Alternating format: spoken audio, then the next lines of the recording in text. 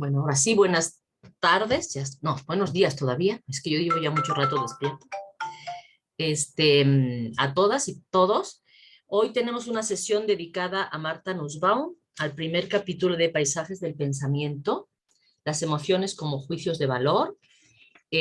Bueno, pues la responsable de la sesión, de presentar el capítulo, es Bárbara. Y bueno, pues yo le cedo la palabra, no sé si tenga alguna cosa que presentar, PowerPoint o algo, o si directamente va a exponer y después pues trabajamos sobre el texto y sobre las preguntas. ¿Listo? Muy Ya, bien. ya ven mi pantalla, ¿verdad? Sí, ya se ve tu pantalla, muchas gracias. Perfecto. Entonces, denme un segundo.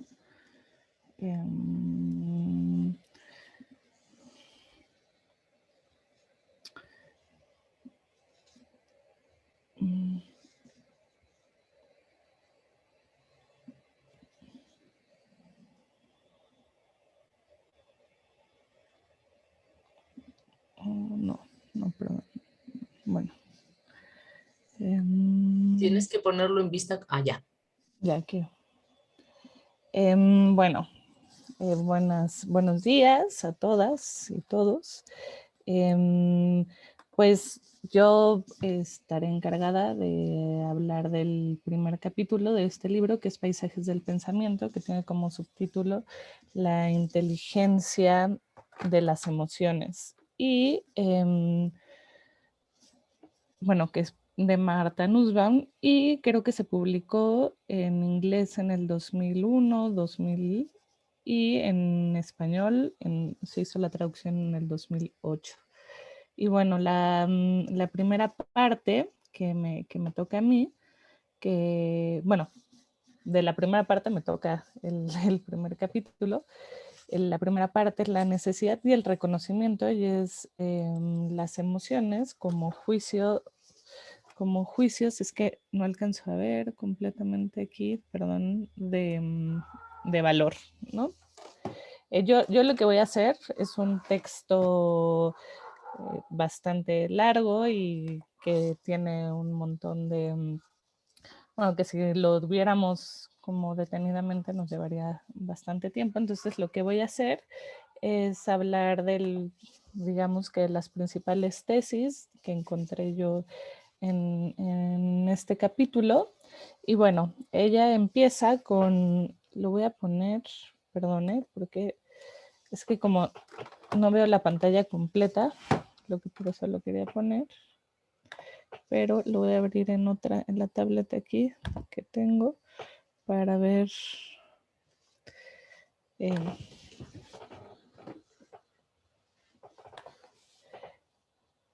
Bueno, ella empieza con este primer, bueno, que me parece que es lo que va a defender en todo el capítulo, que dice las emociones, argumento aquí, comportan juicios relativos a las cosas importantes, evaluaciones en las que atribuyendo a un objeto externo relevancia para nuestro bienestar, reconocemos nuestra naturaleza necesitada e incompleta frente a porciones del mundo que no controlamos plenamente. En consecuencia, bueno, ella empieza diciendo una cosa súper importante que, como ya lo mencionó la doctora Maite, es que las emociones comportan juicios y evaluaciones de valor, ¿no? Que creo que es lo más importante en este capítulo, que ella tratará de ir argumentando desde su, pues sí, desde su formación. Ella va a hablar sobre todo como ejemplo desde la filosofía clásica, ¿no? Entonces, bueno, empecemos. La primera parte de este capítulo se llama Necesidad y Reconocimiento, y aquí ella ya en primer lugar pone la tesis de que las emociones de alguna manera requieren de pensamientos, y estos pensamientos son evaluaciones sobre las cosas, y estos objetos tienen una relevancia para nosotros, ¿no? Que eso creo que eso es la gran distinción que va a ir más adelante, porque bueno, no es cualquier pensamiento o juicio respecto a los objetos, sino objetos que son relevantes para mi propio florecimiento, ¿no? Que eso lo va a ir diciendo más adelante. Entonces dice, argumentaré que las emociones siempre suponen la combinación del pensamiento sobre un objeto y el pensamiento sobre la relevancia o la importancia sobre dicho objeto. Entonces ella habla sobre el término que bueno, que sobre todo lo que defenderá es que las emociones tienen una evaluación cognitiva, que es lo que llaman pues este pensamiento necesariamente vinculado con las emociones. Bueno, esto es como el argumento más importante de la primera parte.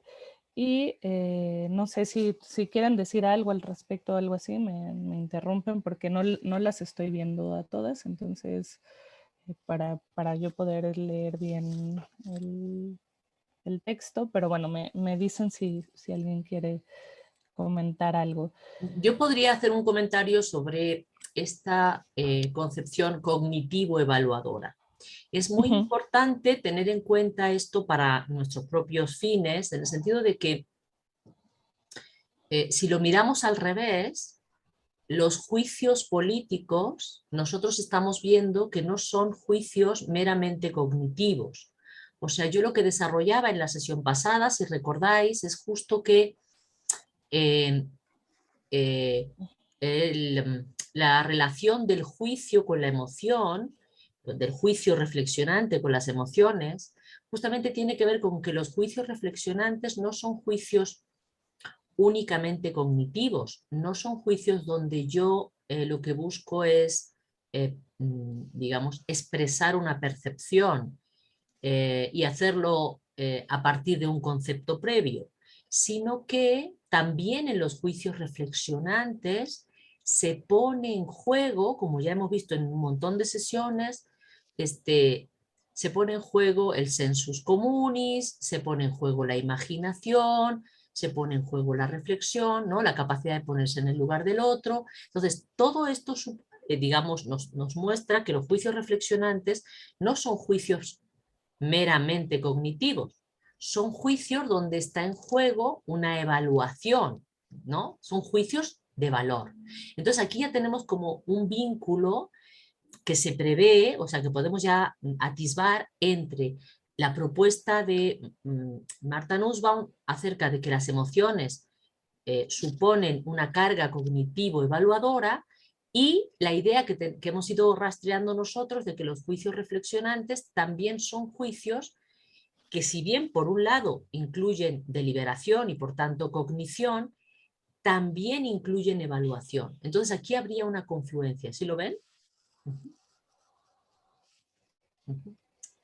Vale. Sí, sí, creo que eso es lo más importante que ella va a estar como recalcando una y otra vez, que siempre son juicios que evalúan objetos, en este sentido, objetos en un sentido amplio, ¿no? Que son personas, o sea, digamos que la parte como fuera del sujeto, pero que tienen una necesidad de, no necesidad, sino una relevancia o una importancia para la propia persona, ¿no? Creo que también eso es importante, que es lo que tratará de argumentar. Después, la segunda parte habla sobre el adversario, intencionalidad, creencia, evaluación.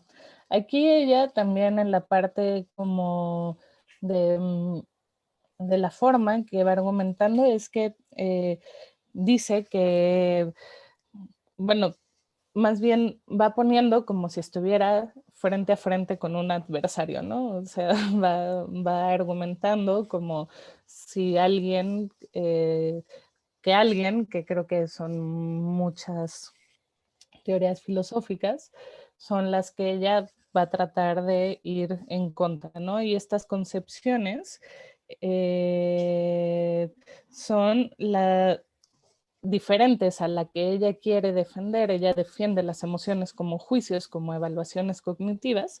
Entonces ella pone como adversarios a todos aquellos que tratan las emociones como fuerzas o movimientos irracionales o pues sí, como corrientes subterráneas que mueven desde afuera al sujeto, ¿no? Entonces ella se posiciona enfrente de estas concepciones y dice que, bueno, que ella va a retomar la concepción de las emociones desde el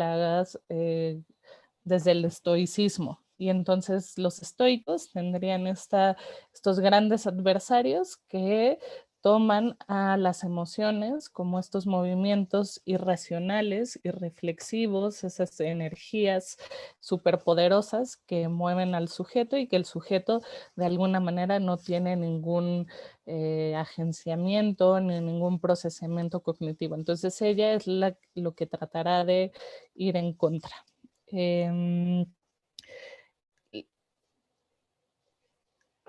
A ver, dice para defender esta posición, ella dirá que las emociones siempre son acerca de un objeto, en primer lugar, ¿no? O sea, que no hay una emoción que no se refiera o que no tenga un referente, sino que siempre refieren a un objeto. En segundo lugar,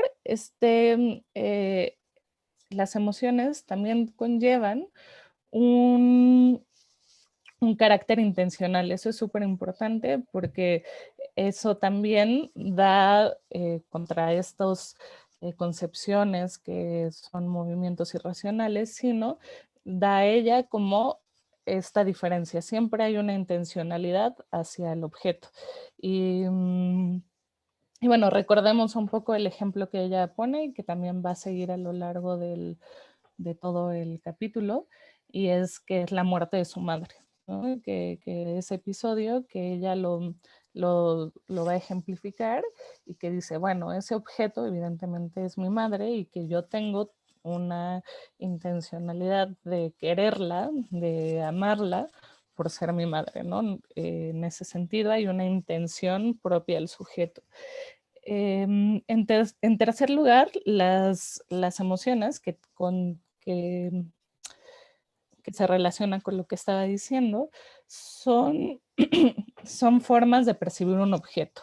Entonces, o sea, podemos tener emociones porque hay una intencionalidad del objeto, pero también porque lo podemos percibir, ¿no? O sea, porque tenemos todo un sistema perceptivo que nos hace de alguna manera, que bueno, que no lo dice en este momento, sino lo dirá más adelante, evaluar ese objeto, pero digamos que en primer momento lo podemos percibir.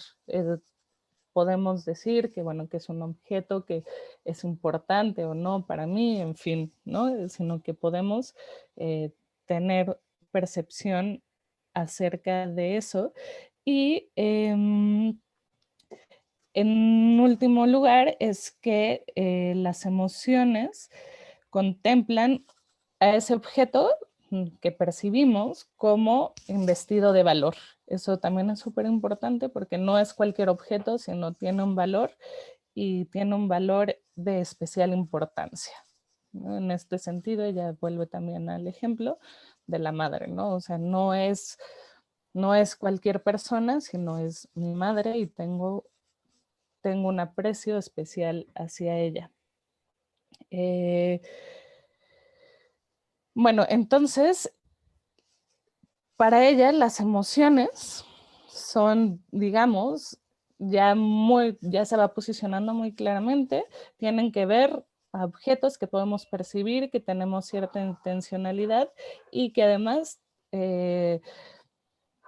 tienen un valor especial o de especial importancia para nosotros. Entonces,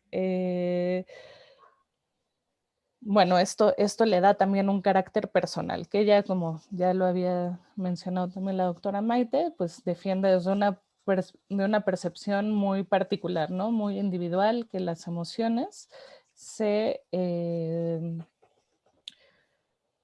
sostienen desde una percepción individual. Ahora, la tercera parte es la necesidad y las partes constitutivas. Aquí, como ya lo mencioné, ella está en este Perdón, ¿te puedo ejercicio. interrumpir? Sí, sí, sí, por supuesto, por A supuesto, ver, por supuesto. entonces en esta segunda parte, digamos, el título es El adversario, intencionalidad, creencia y evaluación. Ujú, sí. A ver, entonces, y entonces dices, bueno, el adversario es la concepción estoica, eso me queda claro, ¿no? Una No, concepción... no, ella más Ah, no, bien al revés, se ella es la de la posiciona. concepción Sí, sí, sí, estoica y sí, sobre la concepción estoica, perdón, discúlpenme, y sobre la concepción estoica hay un adversario que sería aquellos que piensan que las emociones derivan de nuestra parte animal, de nuestra naturaleza, y que en tanto tales son completamente ajenas a el objeto al que nos dirigimos, incluso involuntarias. Son como movimientos corporales involuntarios, digamos, ¿no? Vale. Y entonces, en cambio, ella estaría defendiendo, por el contrario, y por eso habla de la intencionalidad, de que las emociones sí tienen una intencionalidad. O sea, las emociones dependen del objeto al que se dirigen. A eso se refiere con la intencionalidad. Tienen sí. una dirección, se dirigen a un objeto. Y por tanto, eso les condiciona. Bueno, pero nos faltaría ver cómo aparece aquí el concepto de creencia y evaluación. Entonces, el que se dirijan a un objeto o el que sean acerca de un objeto, y ese objeto es el que tiene un carácter intencional, entonces, ¿eso qué significa? Significa que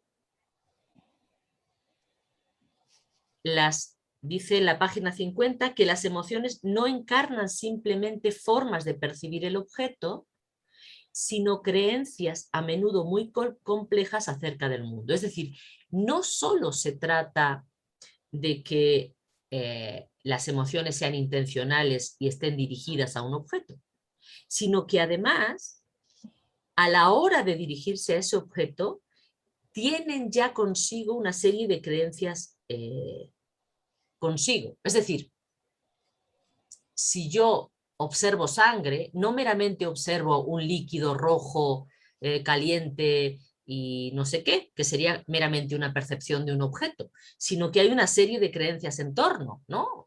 Si la sangre está ahí y está fluyendo, hay un accidente, hay un problema, o sea, empieza a haber una serie de creencias alrededor que son las que van a suscitar la emoción. Yo veo sangre fluyendo de un cuerpo humano, y entonces en ese momento hay una serie de creencias que incitan o suscitan una emoción de miedo, de susto, de lo que sea, ¿no? ¿De acuerdo? Y entonces, a partir de esto, a partir de esta relación que se establece entre la intencionalidad y la creencia, es que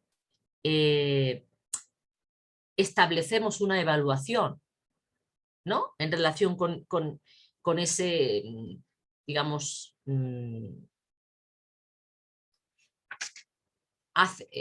tenemos miedo a la sangre o nos mareamos cuando vemos sangre, por decir algo, ¿no? Entonces parece que la sangre percibida, por decir, ¿no? Que genera un miedo o una fobia o un no sé qué, tiene algo que ver conmigo, con que me puede afectar, con que yo, ¿no? Y ahí es donde está la parte de la evaluación. ¿Sí me explico, Bárbara? No sé si los demás están siguiendo. Sí, sí, justo esta forma de percibir es la que ya conlleva justo la creencia, ¿no? O sea, no percibes en un sentido como la tabla rasa, ¿no? Sino tú ya percibes un objeto que tiene en sí misma, bueno, que el sujeto tiene en sí misma ciertas creencias de ese objeto, ¿no? Que dice, a menudo son complejas y además pueden ser casi hasta contradictorias, ¿no? Exacto, exacto. O sea, pensemos que si el que ve la sangre fluyendo es alguien que considera que, no sé, que la sangre no se debe tocar porque es prohibido, porque es, ¿no? Hay una serie de creencias en torno a la sangre, Entonces eso tiene que ver con cómo concibo mi vida, ¿no? Por eso ella habla del florecimiento personal, ¿no? Ujú.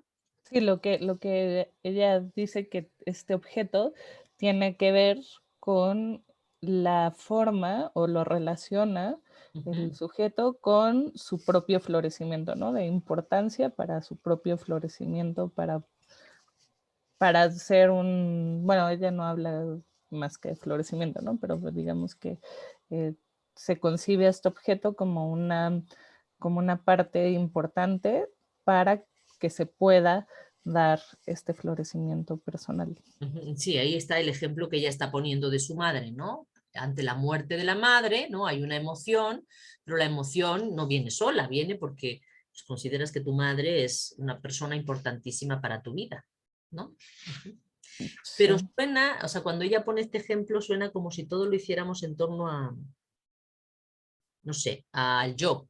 Aunque ella en algún punto, no sé si ustedes lo leyeron con calma, hace la aclaración. No se trata de un asunto meramente ególatra. Parece como que hay algo más alrededor, pero eso habría que discutirlo, ¿no? sí, justo dice, bueno, no nada más percibo ese objeto eh, por la importancia para mí, sino reconociéndolo como en sí mismo, ¿no? Pero justo se queda nada más enunciando eso, no desarrolla más a profundidad esa Esa parte. parte. Ujú, ujú. Va, Ujú. bueno, eso era un poco lo que quería decir con relación a esto. Ujú. Sí, que creo que es la parte más importante que le encantará, bueno, que intentará y que me parece interesante, que las emociones son de esta forma em, pensamientos y que requieren ciertas evaluaciones cognitivas, ¿no? Porque son procesos complejos. Y en la tercera parte habla ya de una, justo para responder a este adversario, se titula La necesidad y las partes constitutivas. Ujú. Entonces, ella se pregunta, ¿no? Ahora, ¿cuáles son las partes necesarias de una emoción y sus partes constitutivas? Entonces se hace estas tres preguntas que creo que eh, en esta parte las desarrolla, pero también las va contestando más adelante. Las creencias, que ya como bien lo destacó la doctora Maite, son relevantes, o sea, o sea, se pregunta, que al final contestará de forma afirmativa, son partes constitutivas de las emociones en cuestión. Después, tener tales creencias es una condición necesaria para experimentar la emoción en cuestión. Y en tercer lugar, tener tales creencias es una condición necesaria para experimentar la emoción en cuestión. Eh, aquí, eh, bueno, habla ya de una parte como muy específica, ¿no? ¿Cuáles son las partes necesarias? Y en esta diferencia de condición necesaria y condición suficiente, pero yo mm, no me voy a meter así entre las diferencias muy específicas, pero no sé si quieran decir algo al respecto. Pero lo que me parece importante es que lo que ella le interesa destacar ahora es que las creencias sí son partes constitutivas y son partes necesarias para las emociones, ¿no? Entonces, eso es lo que ella tratará de defender y dice que les leo, aquí no tengo la cita, pero dice, me parece que ya hemos avanzado lo suficiente como para descartar que la necesidad y la suficiencia adopten la forma de causa externa. Es decir, o sea, las creencias no son partes externas de la emoción, sino son partes de la propia emoción, ¿no? No son... eh, y pues que estas creencias son las partes cognitivas y tienen una parte esencial en la identidad de la emoción Y también eso es lo que ayuda a diferenciarlas de las otras emociones. No sé si quieras decir algo, doctora. No, estaba tratando de pensar en ejemplos. Estaba tratando de pensar, dice, bueno, la respuesta, las creencias son partes constitutivas de las emociones en cuestión. Ella dice que sí. Y luego dice, bueno, un poquito más adelante señala, y el que sean constitutivas las vuelve necesarias. Bueno, pareciera, y yo me pregunto, digamos, la manera en que yo creo, lo que yo creo acerca de un león, que es peligroso, que es agresivo, que no sé qué, es parte constitutiva de la emoción de miedo que despierta en mí. Lo que no sé si es necesario tener esa creencia en el león para experimentar miedo con relación al león. Es decir, tengo yo que creer que es dañino, feroz, que me puede matar, ¿no? Todas esas cosas para que yo experimente miedo, o puedo experimentar miedo frente a un león sin necesidad de que se presenten esas creencias acerca de lo que es un león. Sí, quiero ponerlo con un ejemplo para que, como que para que se haga evidente la relación entre que las creencias son constitutivas de las emociones y que son condición necesaria o no. No sé los demás cómo lo entienden. Porque lo que ella dice en el texto es que estas tres preguntas son independientes desde el punto de vista lógico, que podría haber una creencia que es constitutiva de una emoción. Por ejemplo, eso que yo estaba diciendo, yo creo que esto es peligroso para mí, por tanto me genera miedo. A mí, sí, perdón, Sí, sí. a mí me remite al caso del pequeño Hans. No sé si Bárbara tú estés familiarizada o Alfonso, y bueno, apenas estoy también introduciéndome a esta parte De lo de dar y retener, y, ¿no? Es del Freud, ¿no? De tomar y quitar. ¿Pueden explicar en qué consiste? Bueno, yo lo leí hace tiempo, no lo tengo así muy fresco.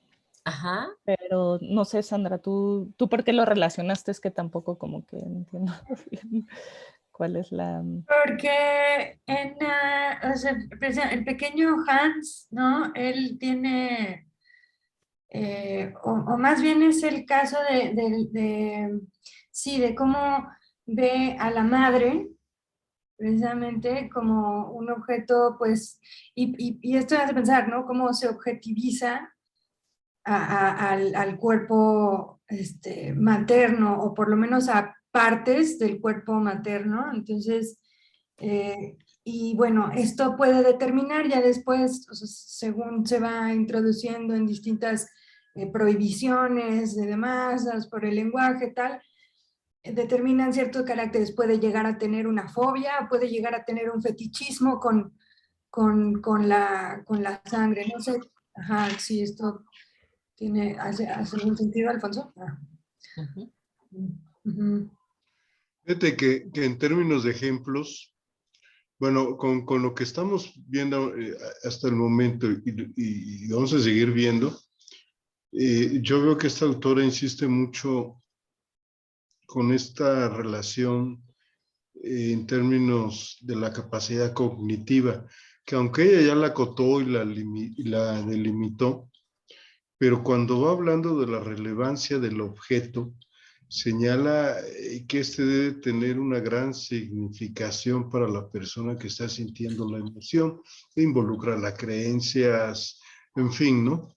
Pero yo cuando estaba leyendo el texto me pongo como ejemplo cuando uno ve una película o cuando uno lee una novela, pues los personajes son completamente ajenos a uno. Es más, hasta sabe uno que es ficción y de todos modos hay emociones ahí involucradas, ¿no? Muchas películas, precisamente su gancho es las emociones hay que van generando, ¿no? Aunque de inicio se sepa uno la trama, pero con este ejemplo lo que quiero resaltar es que si bien al inicio Nausman está señalando quién es el enemigo, pues, y toda su argumentación va a estarlo, bueno, a estar echando por tierra, pues, los argumentos de estas posiciones que manejan a las emociones como reflexivas, como espontáneas, como no relacionadas con esa capacidad cognitiva y la relevancia del objeto. Yo no sé si ahora se fue demasiado al extremo la autora por estos ejemplos que estoy mencionando. O sea, tú no estarías de acuerdo con las tesis de Nussbaum. Tú no estarías de acuerdo con... No, aquí de entrada yo pongo como ejemplo a una película, a una novela, y no me convence pues su argumento por ese simple ejemplo. Ok, Jessica quiere decir algo al respecto. Sí, que yo creo que el punto clave es decir, yo entiendo lo que está diciendo Alfonso, pero creo que el punto clave con las novelas, con las películas, es el rol que juega allí la imaginación. Es decir, nuestra capacidad de vincularnos con la historia que está siendo narrada, digamos, y un poco lo que va a decir Nussbaum, un poco más adelante con relación a la imaginación, es como, por ejemplo, digamos, una buena novela se caracteriza porque hay una descripción de un sujeto, de un particular, además, en tanto detalle, que es algo con lo cual nos podemos relacionar. Y aun cuando, pues siempre en el trasfondo de la novela uno sabe que probablemente, digamos, no es que estemos nosotros directamente en juego, es la conexión que se crea a través de la imaginación, lo que hace que al menos mientras estamos involucrados en ese mundo que la ficción crea, eso importa para nosotros. Es decir, hay algo allí que está en juego, incluso con relación a los valores que allí se discuten también, que hace que nos importe. Y que por eso reaccionamos digamos, a las novelas, a las películas, porque la imaginación es la facultad que tiene la posibilidad de crear esa conexión que hace que podamos responder emocionalmente a ellas, si bien sabemos que es una especie de juego de alguna manera. Bueno, yo diría es una especie de juego, pero sí es un juego en serio, o sea, es un juego en donde algo se nos va también, ¿no? Cuando efectivamente una novela o una película nos toca, ¿no? Entonces, o sea, creo que allí la imaginación juega ese doble rol de, primero, la importancia del particular, de cómo el personaje, la historia, etcétera, está narrada, pero por el otro lado, el otro vínculo que ella establece, que es cómo la imaginación puede extender nuestro círculo, lo que ella llama, no sé cómo traducirlo, tendría que ver cómo es la traducción, este círculo de concern, este círculo de lo que nos importa, y en ese momento la imaginación logra esa conexión, hace que ese universo nos importe. Entonces, o sea, digamos, que tú estás de acuerdo con Nussbaum en que las creencias relevantes son parte constitutiva de las emociones. Sí. Sí. O sea, yo creo que si lo quitamos, es decir, quitaríamos esta dimensión como cognitiva central de las emociones. Okay. Es que aquí no son incluyentes las creencias en la imaginación. Efectivamente, tú ahorita le diste al clavo cuando mencionaste la imaginación, pero por lo que vamos a ver más adelante con Nussbaum, sobre todo cuando hable de la relevancia del objeto, que es en donde involucra las creencias y donde involucra la significatividad y el valor del objeto, es en donde deja fuera las posibilidades de que yo me emocione. Por ejemplo, ella menciona la muerte de su madre. Ella misma dice, yo me puedo emocionar con la muerte de mi madre, pero no con la muerte de un vecino o de X. Puedo comprenderlo, puedo solidarizarme, puedo sentir empatía, pero no voy a sentir la misma emoción, o no voy a sentir, de acuerdo a su concepción, emociones. Yo no sé, ahí Pero no deja... dice que no vaya a sentir emociones, dice que, no, que a lo mejor no siente la misma emoción. Pero Vamos a verlo más adelante. A lo mejor nos Sí. estamos encantando. No, ella tiene, perdón que intervenga otra vez, pero ella, para cuando refiere a eso, cuando habla de la extensión del círculo este de concern, cita a Smith en varios pasajes, cita a Smith en donde habla de cómo en algún momento nos puede importar un terremoto que ocurre, no sé, en China, creo que es el caso, para hablar un poco de la compasión, es decir, de las posibilidades de ampliarse de la compasión. Entonces, digamos, hoy en día, no sé, nos movemos emocionalmente por lo que está pasando en Afganistán. Y la verdad, no se nos va nada directamente a nosotros con relación a lo que pase allí, pero sin embargo vemos las imágenes y ¿no? Es decir, ¿cómo podemos hacerlo cerca? ¿Cómo podemos traer cerca aquello que por otro lado es tan distante? Pero eso sería contradictorio a su definición, pero vamos a verlo con calma. Okay. Bueno, Obdulia, ya no sé si se tenía la mano levantada, pero no sé si... Ah, sí, aquí. Obdulia, aquí estás. Dije, no sé si se fue. ¿Sigues queriendo intervenir?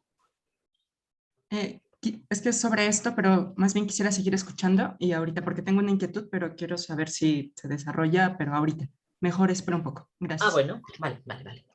Bueno, entonces hay aquí una diferencia de criterio en relación a si son constitutivas o no, pero ¿se entiende bien la distinción entre ser constitutivas, ser condición necesaria y ser condición suficiente? Sí, ok. Y se entiende que parece ser que puede entenderse separadamente, es decir, puede ser una creencia que es constitutiva y siempre es constitutiva, pero no necesariamente es condición necesaria para que se dé la emoción, o una creencia que sea suficiente para que se dé la emoción, como que esto está separado. Sí, eso se entiende. Ok, bueno, entonces seguimos un poquito. Sí, justo también respecto a la inquietud de Sandra, creo que más adelante, justo cuando hace la diferencia entre emociones de fondo y de situación y todo eso, creo que habla más sobre los objetos y sobre esta parte que a ella no le gusta hablar de la parte inconsciente, pero de alguna manera lo reconoce, pero sí lo veremos un poco más adelante. Entonces voy avanzando y lo vamos mencionando, ¿les parece bien? Entonces, lo que concluye para cerrar esta parte es que las creencias son partes constitutivas y son una condición desde la perspectiva de Nussbaum para que haya una emoción, ¿no? Y justo en la siguiente apartado se va a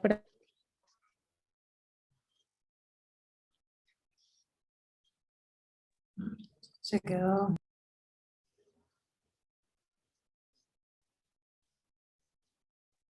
A lo mejor si apagamos las cámaras todos. Te perdimos un poquito, Bárbara. preguntar. Vamos a apagar las cámaras, mejor, para ver si así tienes más conexión. No. ¿Ya? A ver. Ahorita te oigo, sí. Sí, a ver, yo también voy a apagar mi cámara. Sí, más bien es ella la que tiene que apagar su cámara. Sí, ya yo apago mi cámara. ¿Ya me escuchan mejor? Sí. ¿Ya me escuchan mejor? Es que Sí, no sí, sé ya perfecto. qué ha pasado con el internet últimamente, que me ha tenido un poco... Bueno, lo que estaba diciendo es que para Nussbaum las creencias, sin duda, son partes constitutivas y condiciones necesarias para que haya una emoción. Y ahora, en esta parte, se va a preguntar sobre las condiciones suficientes. Como ya lo dijimos, ella parte de una posición estoica, entonces, y es donde va para nosotros, para este seminario, que es súper importante, la cuestión del juicio. Ella va, aunque lo va a desarrollar en el siguiente apartado un poco con más detalle, nos dice que según los estoicos, un juicio consiste en el asentamiento de una apariencia. Aunque para ella eso hay que cambiarlo un poco y tener una nueva concepción, porque le parece como una concepción muy rígida y muy demasiado lógica del juicio, como este asentamiento de la apariencia. Dice, en este punto hay tres posibilidades. Uno puede aceptar la apariencia, incorporarla sin ningún problema, tal y como se aparece. Y también otra opción es que se puede rechazar la apariencia por no ser la cosa como es, o se puede suspender el juicio. Ella pone un ejemplo como muy fácil, que es del sol, ¿no? O sea, si yo veo el sol, que si lo ves desde cualquier ventana, parece un círculo con un diámetro pequeño, ¿no? Pero, sin embargo, sabemos que no es así. Entonces yo puedo aceptar, por ejemplo, en el caso de los niños, que el sol es una cosa que mide 30 centímetros o 50 centímetros, y entonces yo ya estaría aceptando o asintiendo esa apariencia. O la puedo rechazar debido a que sabemos que ya desde hace muchos siglos el sol pues no es lo que vemos, sino que es un astro que da todo una estructura a un sistema solar que es el de nosotros, ¿no? O también puedo decir, bueno, como no sé si es grande, pequeño, puedo dejar el juicio. Creo que en este sentido es muy claro lo que se refiere al asentar un juicio respecto al objeto o la apariencia que se nos ofrece. Entonces, ya más específico, los juicios en las emociones tienen en común que son cosas que pueden verse afectadas por el mundo y que esas afectaciones son de alguna manera de forma que nosotros no tengamos ninguna posibilidad de control, ¿no? Entonces, esta parte de las emociones es que estas cosas, estos objetos, son cosas vulnerables y que se hallan fuera de nuestro control. Y no sé si quieren decir algo hasta aquí. ¿No? Bueno, sigo.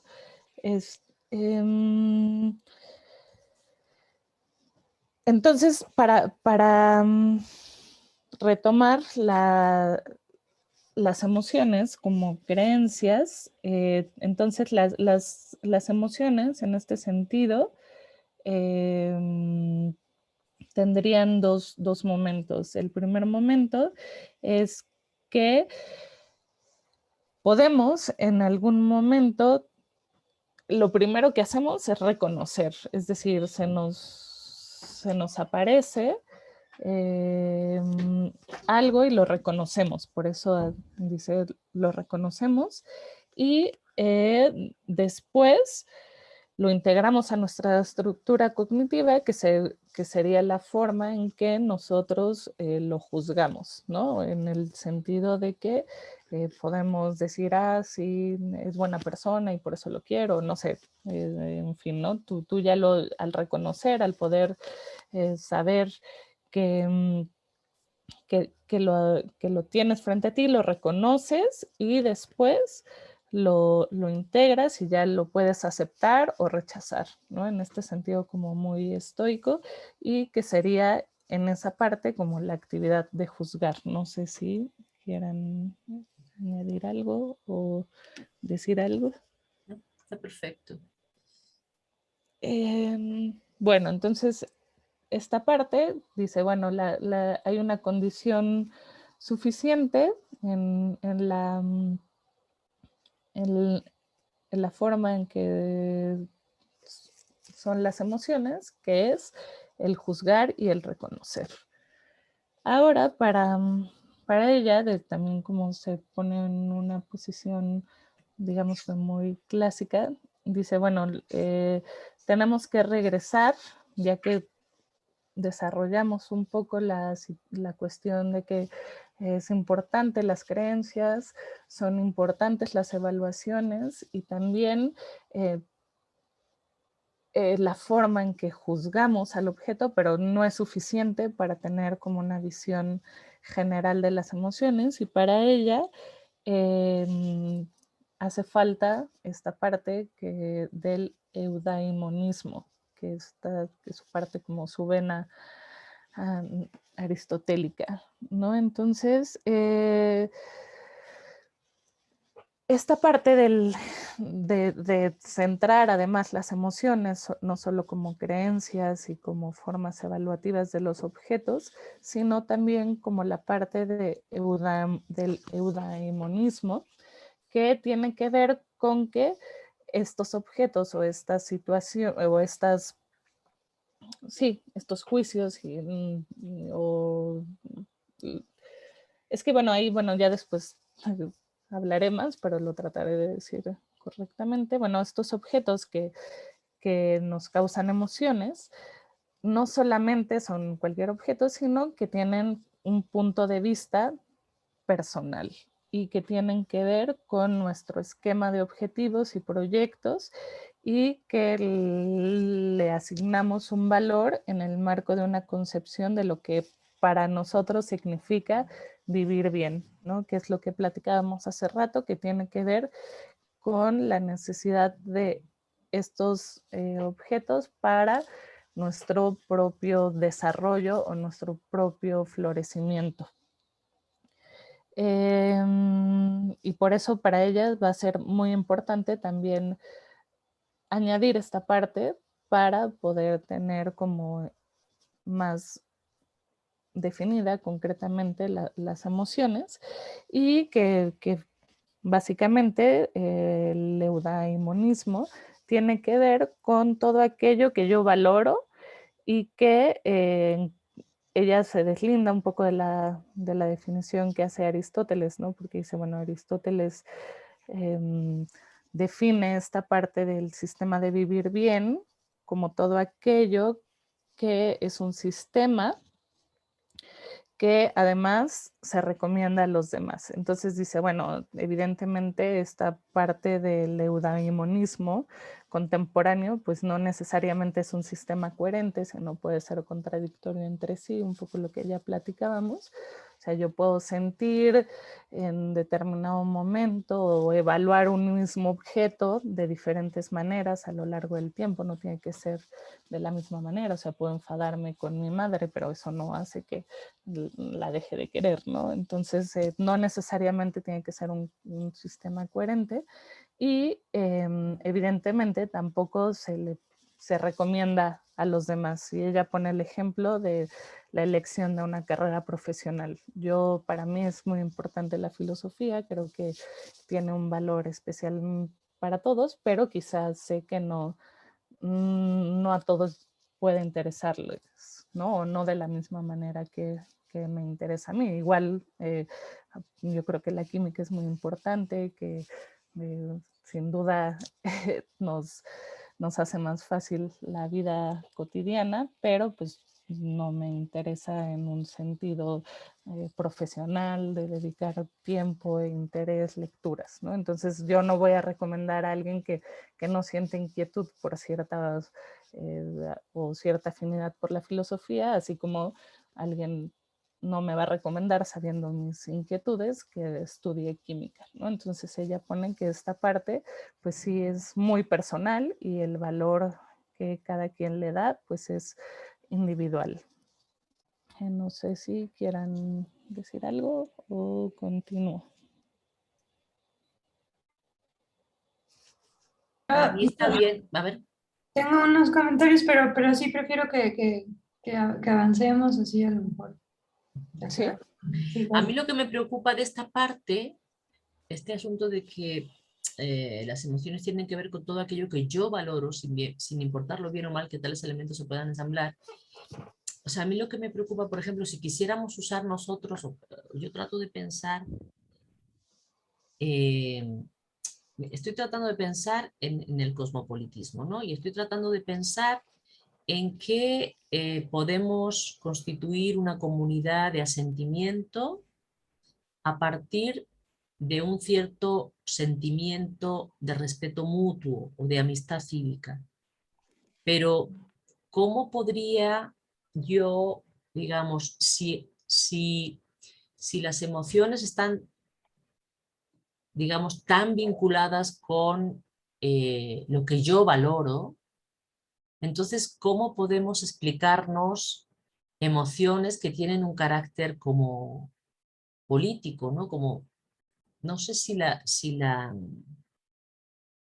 no sé si en la concordia o el respeto o, digamos, o la amistad cívica pueden ser entendidos como una emoción que siento hacia los otros. No sé, por ejemplo, Aren habla de amor mundi. Bueno, se puede entender ese concepto como una especie de emoción sin pasión, no sé cómo decir, una emoción hacia el mundo, un amor al mundo y a todos los que lo habitan. Bueno, porque en algún sentido, no sé lo que piensen ustedes, me importa, es decir, me importa porque siento que es valioso y que tengo que cuidar el mundo, ¿no? Con todo lo que eso representa. Pero no sé si la explicación que va dando hasta ahora Nussbaum nos ayudaría a pensar en emociones políticas. No sé si me expliqué bien en lo que les acabo de comentar. No sé si me expliqué. Y no sé si alguien quiera comentar algo al respecto. No sé. Porque, o sea, a mí lo que me... Sí, Jessica, es que ya abrí un poco, es que si no, no veía. Es decir, sí, esta concepción de emoción le va a servir, digamos, está a la base también de su teorización de las emociones como emociones políticas, o sea, un poco como de lo que hará en el otro texto, precisamente, pero por eso ya va a defender, digamos, la tesis del patriotismo, porque allí al hablar, digamos, de mi nación, es algo en donde la conexión, digamos, esa realidad territorial, política, etcétera, está, digamos, conectada con lo que es mi círculo de concern. Y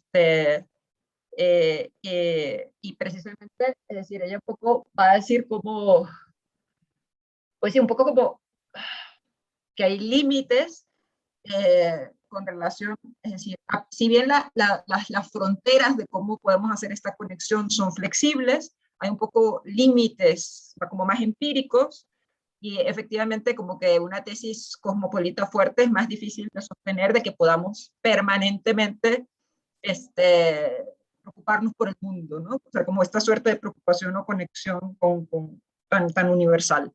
Pero por eso... Perdón, sí, sigue, perdón. Digamos, no, o sea, su tesis, por eso es acerca del patriotismo, o sea, porque ella va en el otro texto va a hablar acerca de la preocupación digamos, unas emociones que no nos mueven lo suficiente, pues decir, que no son lo suficientemente fuertes para movernos a la acción, por ejemplo. Ella lo llama watery emotion. Allí discute Aristóteles, si no me equivoco. Y entonces dice, bueno, tenemos este tema de tener una emoción que sea lo suficientemente fuerte para movernos a la acción, y eso requiere esta suerte como de conexión. Ahora, digamos, claro, ella va a discutir, digamos, un patriotismo que ella llama bueno. Es decir, ahí está el tema, ella está consciente del peligro del patriotismo y va a hablar de un patriotismo bueno, y de cómo, digamos, incluso esta concepción de patriotismo no es que se despreocupe con ciertas responsabilidades de un orden más global, digamos, ¿no? Pero o sea, se despreocupe o que sea contrario, pero sí un poco como que la dificultad, digamos, de sostener sí, cosmopolitismo. Creo que ella incluso tiene un texto sobre cosmopolitismo específicamente. Ella discute los problemas del cosmopolitismo desde esta dimensión. Digamos, aquí es un poco como la forma como Nussbaum lo ve, pues, ¿no? O sea, estoy tratando un poco como de decir cómo ella sí va a conectar esto con emociones políticas, pero con emociones políticas que suponen un vínculo cercano, que suponen una comunidad cercana. ¿No podría haber una comunidad de sentimiento de carácter universal? Bueno, porque parte de lo que crea la noción de comunidad es, por ejemplo, la existencia de historias y de narrativas. Es decir, el vínculo es a través de una historia, una narrativa acerca, por ejemplo, de la nación, de lo que tenemos en común, de lo que ha sido nuestra historia, etc. Y quizás esas historias o narrativas de manera más universal, pues es más difícil que logre despertar el tipo de emociones que se requieren, además para que sean efectivas, pues, ¿no? De acuerdo, pero... Y un poco más estables también. O sea, hay un tema de fuerza, de la intensidad de la emoción, de la fuerza de la emoción y de la estabilidad de la emoción. Porque hay momentos en los cuales, perdón, algo, o sea, sí, digamos, hay momentos en los cuales sí nos podemos conectar con lo que está del otro lado del mundo, pero va y viene, pues, ¿no? O sea, otra de las características de las emociones es que es esta suerte de inestabilidad, pues, ¿no? O sea, ocurre otra cosa, inmediatamente nuestra acción está sobre otra cosa y esa emoción pasa y entonces así, pues. Ya, yo, por ejemplo, pensaba ahora que eso, digamos, en un mundo globalizado como el nuestro, eso va cambiando, porque, por ejemplo, el ecologismo tiene que ver con una forma de amor al mundo, digamos, que ha despertado, bueno, es verdad que alguien podría decir, bueno, en los países occidentales, no sé qué, no sé cuánto, pero bueno, hubo movilizaciones a lo largo de todo el mundo. O pienso incluso en el feminismo, o sea, la defensa de lo, aunque se entienda desde diferente, como aunque el aterrizaje sea distinto, porque son contextos distintos desde los cuales se piensa el problema, digamos, de la destrucción de la tierra y de la destrucción de la vida natural y animal y, en fin, de la vida en general en la tierra. Pero pareciera, por ejemplo, que los sentimientos de amor a la tierra y de la necesidad del cuidado de la tierra, pues tienen cada vez más digamos, abarcan un ámbito cada vez más amplio. De la misma manera pienso, por ejemplo, lo que digo del feminismo. Cada vez podríamos encontrar sentimientos que tienen que ver con el enojo ante la injusticia por la dominación masculina más extendidos. No sé. Y entonces ahí cabría la posibilidad de pensar en emociones políticas más de carácter más amplio o más universal. No sé, bueno, yo estoy pensándolo solo. O sea, estoy yendo, no estoy interpretando a Nussbaum, sino más bien diciendo, ¿podría servirnos lo que ella dice para pensar en un cosmopolitismo? Esa es mi pregunta. Y entonces parece que no, parece que tendríamos que estirar un poco sus planteamientos para que nos sirviera. Sí. Bueno, no sé si alguien quiere añadir algo con respecto a esto. O tenga, sí, al aire. Es que en realidad creo que, bueno, a mí me parece que sí se podría si estiras como un poco esto de qué es lo que valoramos, porque creo que eso puede ser muy, muy amplio.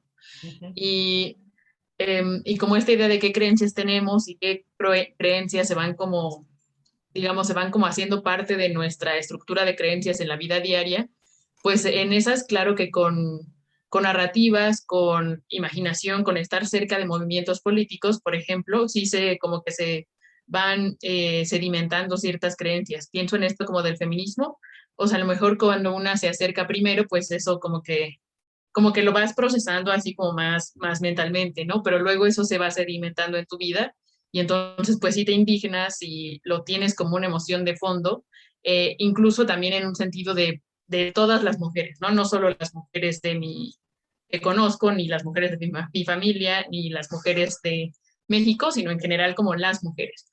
Pero lo que yo creo es que desde su planteamiento más bien lo que está muy difícil hacer es pensar las emociones políticas como emociones compartidas.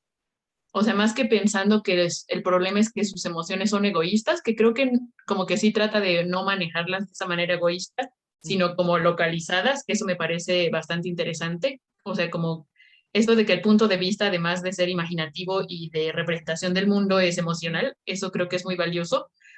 Sí creo que no parece pensar en que las emociones muchas veces también son afectos compartidos. Creo que eso sí como que no lo puede, bueno, por lo menos en donde yo lo vi, no está manejado. Y siento que es en parte por su rechazo a pensar las emociones en términos de, como de afección, como que eso creo que sí como que no lo quiere hacer, en parte porque como que así no puede definir las emociones de manera tan limpia como quiere hacerlo, creo que es una cuestión como de método, pero sí creo que parece que no se mete, por lo menos en ese capítulo, en que las emociones muchas veces son afectos compartidos que se contagian Ese y contagio. que eso, ajá, y que eso en la política es muy importante. Ahí es en donde diría yo que al menos en ese capítulo sí No lo viste. Ajá, Jessica quiere contestar a eso, creo. Ujú. Perdón que yo participe tanto, pero No, bueno. no, es que tú además conoces bien el pensamiento de Nussbaum, entonces mejor, ¿no? Ujú. Digamos, el comentario que hace Laide, digamos, esa es una de las críticas que yo le hago a Nussbaum en mi trabajo. Es decir, yo sí creo que ella mantiene una concepción muy individualista de las emociones.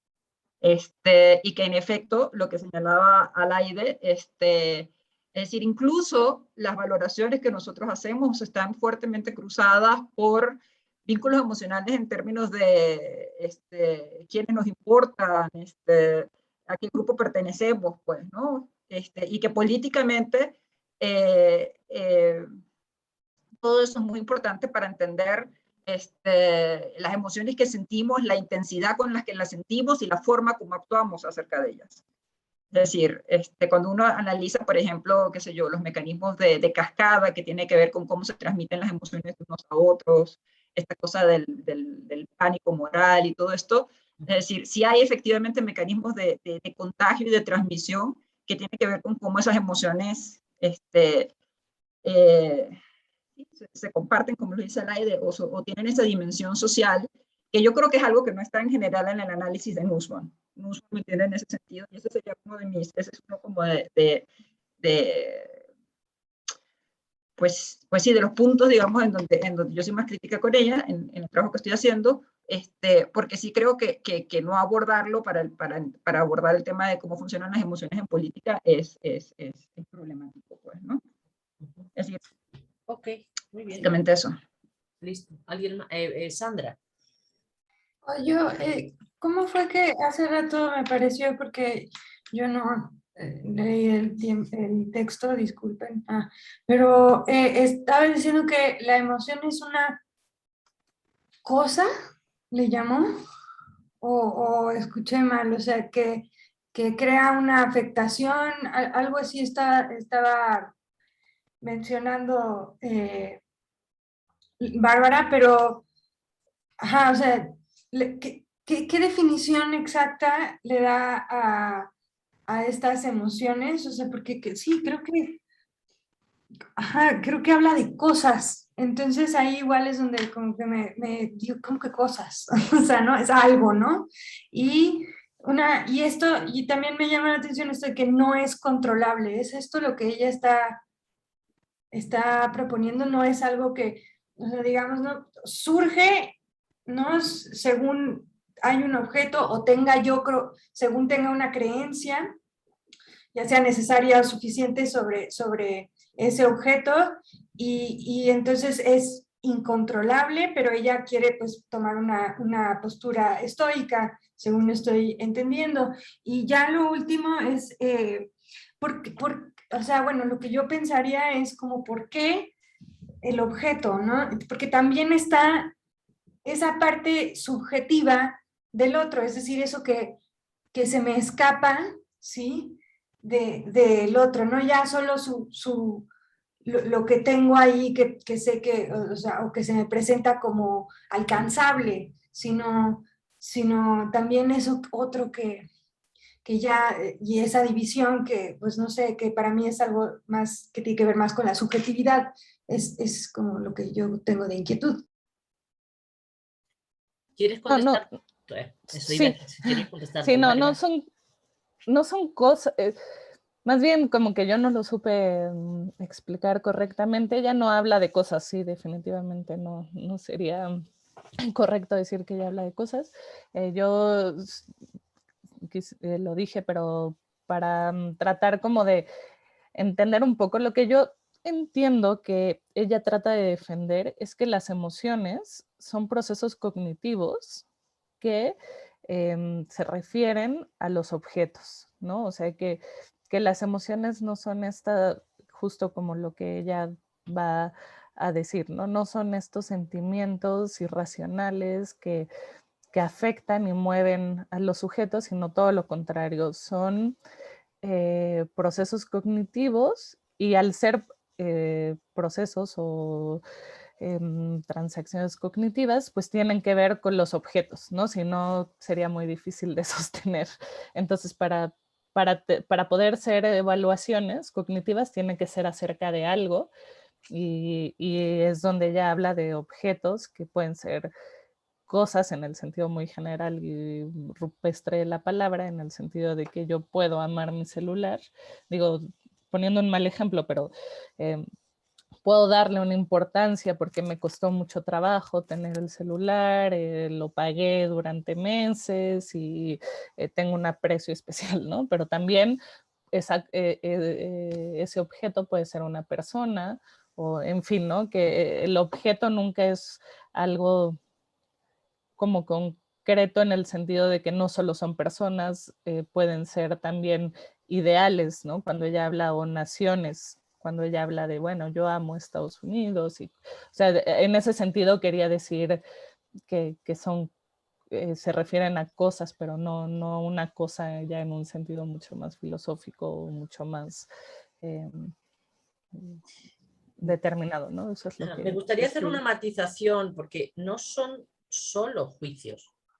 O sea, lo que dice literalmente en la página 47 es, dice, aunque creo que las emociones, al igual que otros procesos mentales, son corporales, es decir, sí son una afección corporal, sí el cuerpo tiene que ver ahí, no es solamente la cognición, ¿ok? Dice, también opino, como argumentaré, que el hecho de considerar que en todos los casos tienen lugar dentro del cuerpo vivo, es decir, es algo, una emoción es algo que nos pasa, ¿va? A nosotros como cuerpos. Pero lo que ella está diciendo es, pero no son meramente una reacción corporal, sino que incluyen un proceso cognitivo, incluyen creencias. Eso es lo que estamos diciendo, ¿no? Es decir, que es importante no reducir las emociones a la reacción corporal, a algo que uno siente involuntariamente, como si las emociones fuera... Claro, tenemos un poco el sentimiento común de que una emoción es algo que nos pasa sin que nosotros hagamos nada. Como si a la hora de sentir una emoción no estuviera de fondo no estuvieran de fondo, perdón, todo un conjunto de creencias que hacen que esa emoción aflore o no. Es decir, a mí con las arañas no me pongo a gritar como loca, o qué sé yo, o si veo un ratón no me subo encima de una mesa. Bueno, tengo una serie de creencias que hacen que yo emocionalmente no reaccione de ese modo, con un pavor que me lleva a subirme encima de la mesa. Entonces lo que está diciendo es, bueno, sí, en efecto nos pasan en nuestro cuerpo, pero no son meras reacciones. Eso que parece una mera reacción que no controlamos, tiene que ver, si nos paramos un poquito a observar qué pasó ahí, con creencias. Por alguna razón, los ratones te parece que te pueden morder y dañar y transmitirte enfermedades contagiosas. Todo eso está ahí de fondo. O te asustaron de niña con el ratón que iba a venir a morderte los pies y no te acostabas, o esas barbaridades que se hacían antes, ¿no? Esas cosas, ¿no? Se decían a los niños. Bueno, ahí está. Entonces, eso es la emoción. Pero sí es importante que leamos los textos, porque si no, se vuelve muy complicado. Claro, por eso dice que no solo, o sea, son una clase de juicios y de pensamientos que pareciera que son tan vehementes que es como si no existiera la parte cognitiva, ¿no? Ok.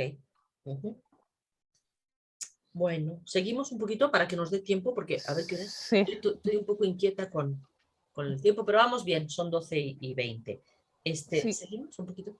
Sí, justo está bien lo que estamos platicando porque es lo que dirá a continuación, que es... Hay elementos cognitivos no necesarios en esta parte que se preguntará que hay elementos cognitivos no necesarios y dice, bueno, ya hemos definido justo lo que decimos, que son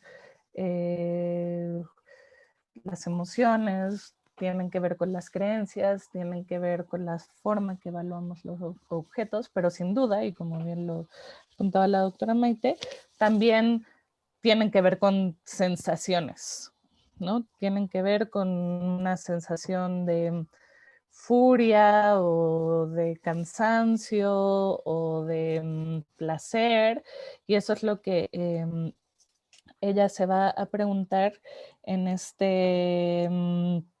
en esta sección, y dice, hay otros elementos constituyentes, en el caso ella habla de la aflicción que le causó la muerte de su madre, que formen parte de este juicio evaluador, y dice, bueno, es completamente normal y habitual que relacionemos las sensaciones con las emociones, ¿no? Se suele decir que cuando estoy enojado siento que me hierve la sangre, ¿no? O cuando estoy feliz que siento una cierta sensación placentera. Entonces, dice que para ir con calma y definir sensación de emoción, ella va a definir dos tipos de sensaciones. Una con un tipo de intencionalidad alto, que es como la sensación de vacío existencial, de abatimiento, estas sensaciones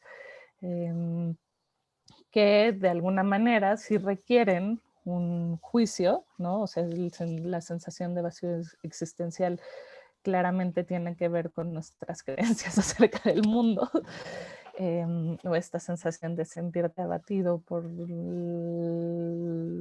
calentamiento global, no sé, ¿no? O sea, son evidentemente sensaciones que tienen que ver con contenidos intencionales, con contenidos evaluativos, y por otro lado hay sensaciones muy básicas que no tienen ningún contenido o son pocos destacable el contenido cognitivo, como es la sensación de cansancio, de fatiga, de felicidad en el sentido de que algo, o de alegría, más que de felicidad, digamos que de alegría, algo me produce alegría, y no es necesariamente que crea que el mundo es bello y todo, sino hay una situación que me parece que me da alegría. Entonces ella dice que, bueno, evidentemente las sensaciones que tienen cargas cognitivas, pues son las que se acercan más a las emociones.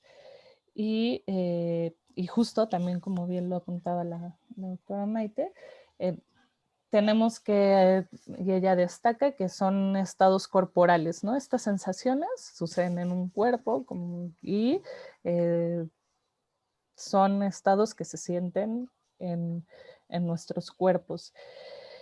Y en este sentido, habla que estas sensaciones, en primer lugar, pues son de alguna manera subjetivas, ¿no? No todos sentimos el enojo de la misma manera.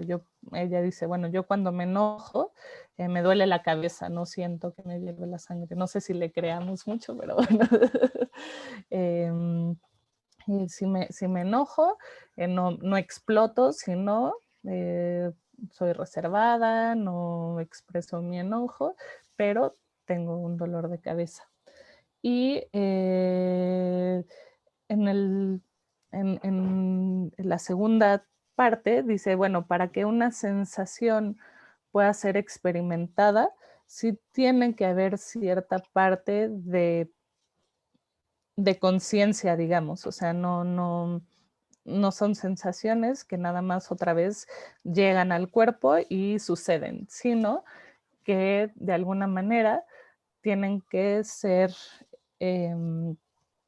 procesadas o de alguna manera vinculadas a los procesos cognitivos.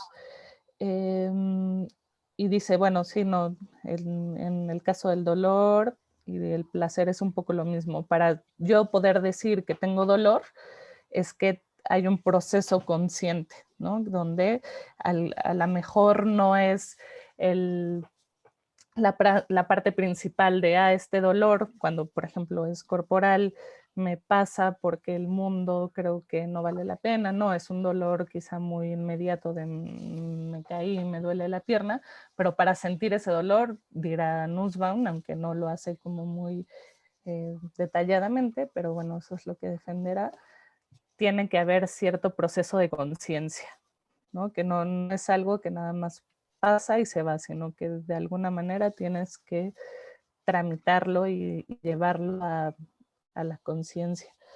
Y para lo que concluye, que dice que parece que tenemos entonces coincidencias de tipo o genéricas entre emociones y juicios, o para expresarlo de modo más elástico y con vistas a lo que veremos luego, entre las emociones y los estados cognitivos imbuidos de valor. Cabe definir las emociones exclusivamente en términos de este reconocimiento evaluador, aunque tenemos que admitir que las acompañan a menudo sentimientos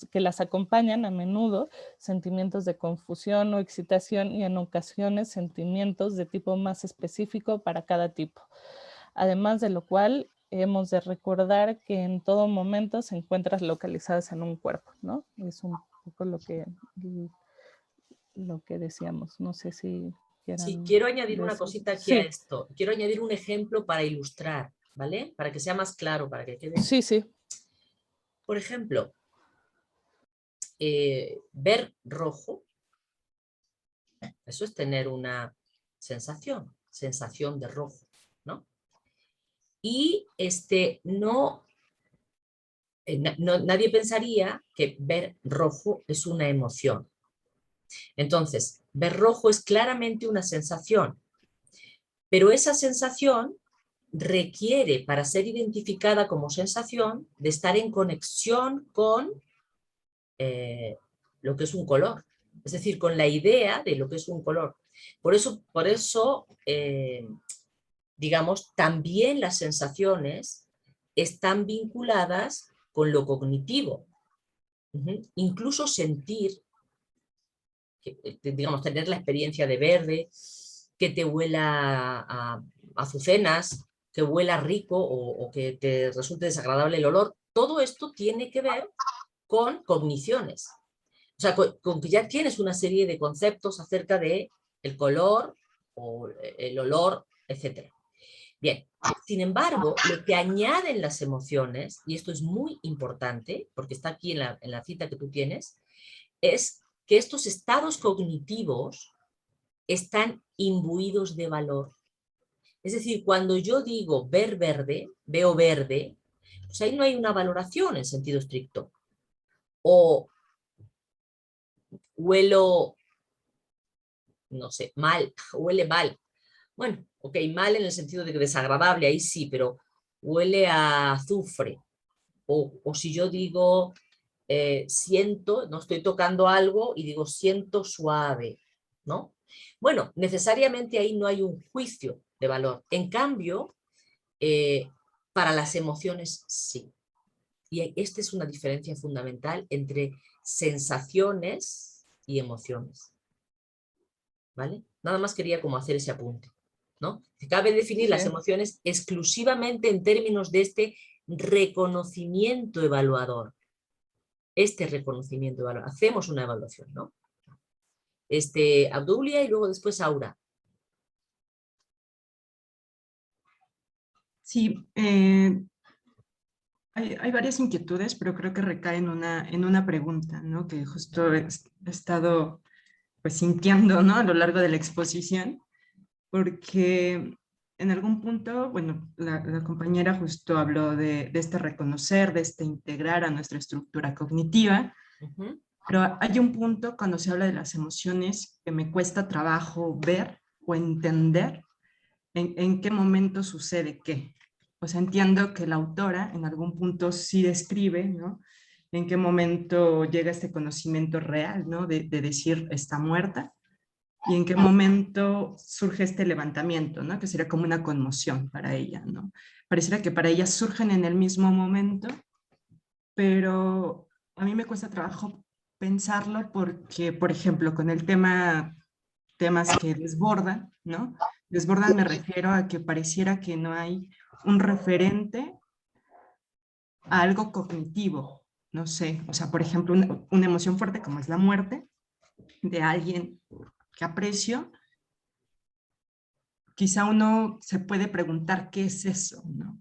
O sea, pareciera que en algún momento no hay cómo nombrarlo. Entonces yo más bien me estoy preguntando desde cuándo, desde el punto en que no sé cómo nombrar eso, ¿no? O sea, no sé cómo nombrar eso que acontece, a pesar de que tengo un lenguaje, de que comparto cosas, sé que no partimos de la tabla rasa, eso me queda clarísimo, pero al mismo tiempo, ¿qué pasa cuando eso que sucede no sé cómo nombrarlo? Pareciera que apenas estoy como reconociendo, pero justo me cuesta trabajo en ese proceso, ¿no? Así tampoco creo que sea 1, 2 y 3 y así pasa, pero justo por eso es como la inquietud, ¿no? O sea, ¿en qué momento, si no reconozco algo, en el sentido de no sé subsumirlo incluso a mi lenguaje, ¿no? Así de, ¿qué es esto? ¿Por qué me duele? ¿No? Así, ¿qué duele? ¿No? ¿Qué es? O sea, me duele porque soy religiosa y creo en Dios y necesito una paz eterna.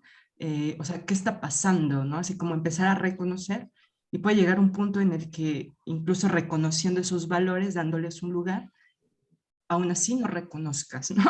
Así de, bueno, ¿y ahora cómo nombro? Ya, pero lo que hay dos niveles, es que no entiendo bien porque hay dos niveles. ¿Qué es lo que no reconoces? O sea, tienes una emoción y no tienes nombre para esa emoción. ¿A eso te refieres? Es decir, no, o te refieres a que no eres capaz de identificar lo que ha ocurrido que te generó la emoción. Porque son dos cosas distintas. Es decir, yo sí creo que en efecto uno puede experimentar una emoción que siente como nueva, que nunca había experimentado antes. Pero fíjate, lo que sí puede es saber que es una emoción. Si tú no sabes, me está pasando algo, ¿no? Cuando me enfrento a nunca me había enfrentado a la muerte y lo que estoy experimentando es una cosa muy confusa entre dolor, depresión, ¿no? Pero entonces lo que estás haciendo en ese proceso es, no tienes nombre para eso que sientes, pero sí estás haciendo una ubicación. Sabes que no es simplemente que que te cortaron un brazo y te duele el brazo. No, no, no. Sabes que lo que estás sintiendo es otra cosa. Entonces, sí hay un proceso como de identificación de la emoción, aunque no puedas nombrarla, pero sí no la confundes con otra cosa. No la confundes con que hubo un fogonazo de luz y uy, como que me afectó la luz y no veo. No, no. No es una cosa física, te das cuenta de que no es físico, te das cuenta de que te está pasando algo anímico, aunque no sepas cómo nombrarlo, ¿no? ¿Es a eso a lo que te refieres? Sí, justo es como a eso a lo que me estoy refiriendo, porque incluso en la lectura ella lo repite mucho, ¿no? En el momento en que dices que no puedo creer que está muerta, ¿no? Así, el no puedo creer, están los hechos y pareciera que se requiere una asimilación, o sea, pareciera que todo el tiempo requerimos una mediación con eso que en algún momento se desborda, ¿no? Lo voy a poner así, aunque ella al principio dice que no es así y después repite que sí, en algún momento sí retoma que sí es algo que sale de nuestro control, ¿no? Es algo que sí sale del control, pero pareciera que siempre necesitamos una mediación, ¿no? Así buscamos palabras para mediar con eso que acontece, y sí, también me queda claro que reconocemos una emoción, ¿no? Enojo, tristeza, a veces ni siquiera sabemos qué es, ¿no? Poco a poco se va reconociendo, e incluso pasa a nivel colectivo, ¿no? Hablando ya a nivel de la política, también es bien interesante en algún momento, pues más joven, ¿no? Cuando estaba en los movimientos estudiantiles, en algún momento me tocó toda la euforia, ¿no? Toda la euforia de que en algún momento gritas, ¿no? En algún momento te sientes en un máximo, pero también no sabes qué es, ¿no? Sientes algo que compartes y que se está moviendo una emoción colectiva, ¿no? Pero tampoco sabes, ¿no? Así intentas nombrarlo, intentas ver qué es, pero pareciera que siempre necesitamos una mediación, solo que a mí me cuesta trabajo ver hasta dónde llega pues esa valoración, es decir, hasta dónde cuál es el límite de nuestra valoración, ¿no? O sea, porque hay cosas que apenas estamos agarrando la onda y viendo qué es, ¿no? Entonces, eso es lo que me cuesta trabajo. Sí, porque yo no creo que sea una valoración explícita. Es decir, cuando tú, lo que decíamos del ratón, digo, yo puede pasar aquí un ratón y yo digo, ay, un ratón, qué horror, pero no sé, realmente no me gusta, ¿no?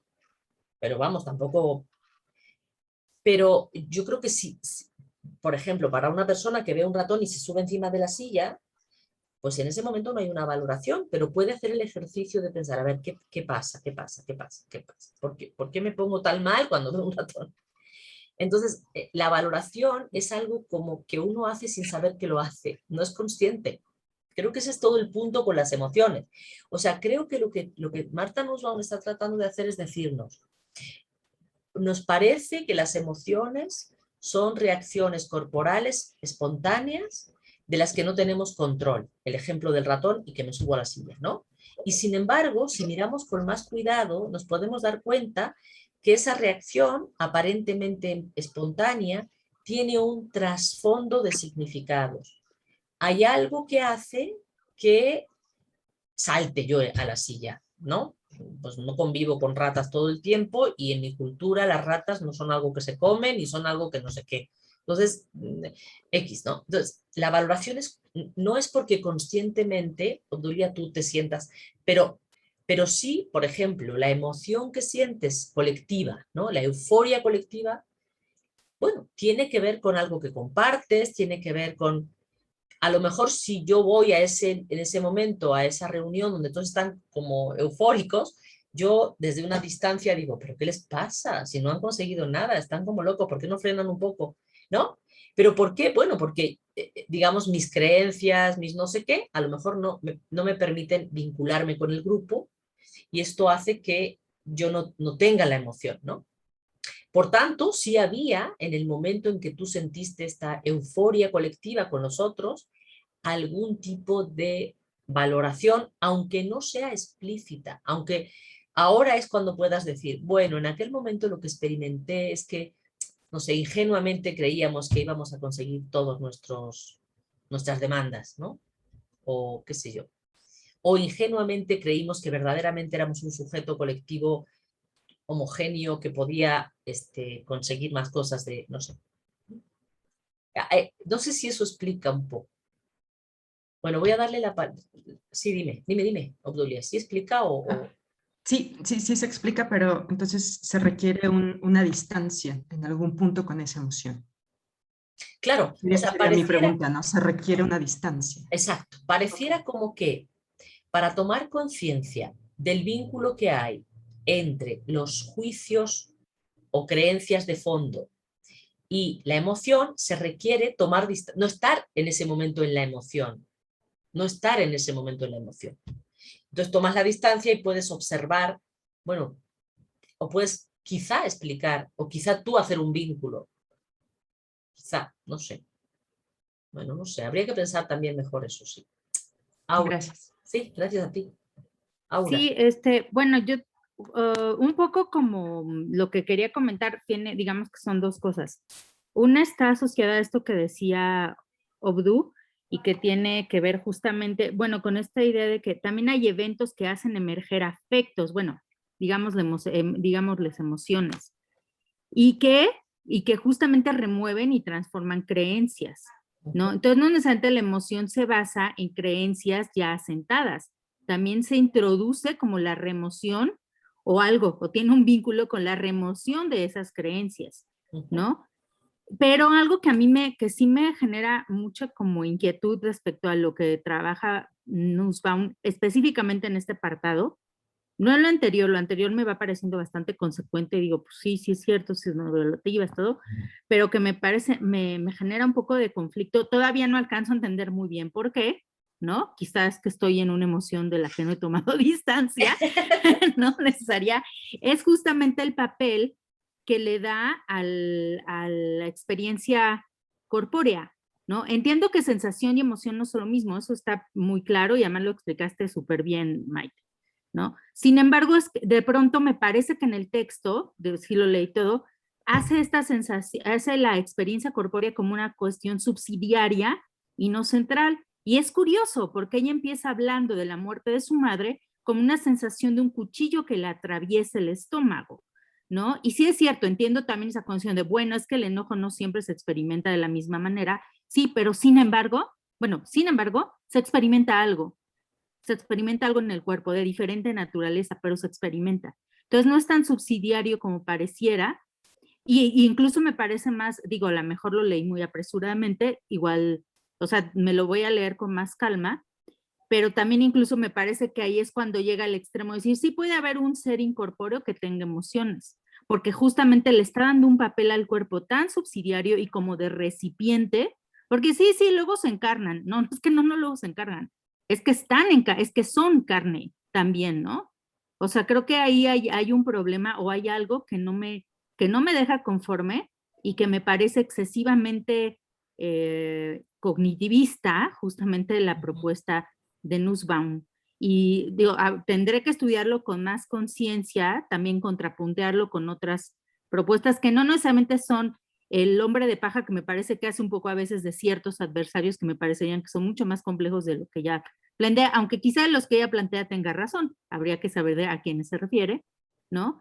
Y este sería como justamente el tema en el que me inconforma. Hay otras cosas en las que me parece muy convincente, pero también creo que justamente le da un papel, justo como está muy clavada en el ámbito de la cognición, está justamente haciendo esta separación entre sujeto-objeto muy marcada y está dándole un papel radicalmente importante a la acción del sujeto en tanto agente y deja sin agencia al mundo, convirtiéndolo meramente en un objeto de cognición, y por eso incluso caricaturiza esta idea de las fuerzas, el mundo como fuerzas, y creo que también habría que tener cuidado con eso. Al menos esa sería la crítica que empiezo como a intuir, porque no la tengo muy clara de Nussbaum, ¿no? Pero por ahí va así como lo que no me termina de convencer de su propuesta. Y ya. Nada más quiero comentar algo. Ella dice en la página 83 que en los seres humanos el pensamiento y la emoción son incluso necesariamente formas materializadas. Es decir, que sí es cierto que está haciendo un énfasis tan grande en la cognición que pareciera que el cuerpo queda en segundo plano. Pero yo creo que en este apartado sexto sí está haciendo también hincapié en que la corporeidad es importante. Y toda experiencia humana se encarna, dice, y por tanto se realiza en algún tipo de proceso material. En este sentido, todas las emociones humanas son procesos corporales. Aunque es cierto que no tenemos que pensar en términos de causa-efecto, como si yo tuviera una emoción porque antes tuve tal y cual cosa. Entonces, como, ¿qué es primero? ¿La emoción o el juicio? Bueno, a ver, tengo una emoción. Claro, puede haber, como decías tú muy bien, puede haber emociones que cambien tu juicio. O sea, de pronto te das cuenta de hasta qué punto te indigna o no sé, de pronto viviste un evento que no habías vivido nunca y te hizo sentir cosas. Y eso que sentiste generó cambios en tus creencias, claro que sí. Pero hasta qué punto también eso que sentiste no tenía algún vínculo con creencias previas. Lo único que yo señalaría es, ojo con pensar que ese vínculo es causal.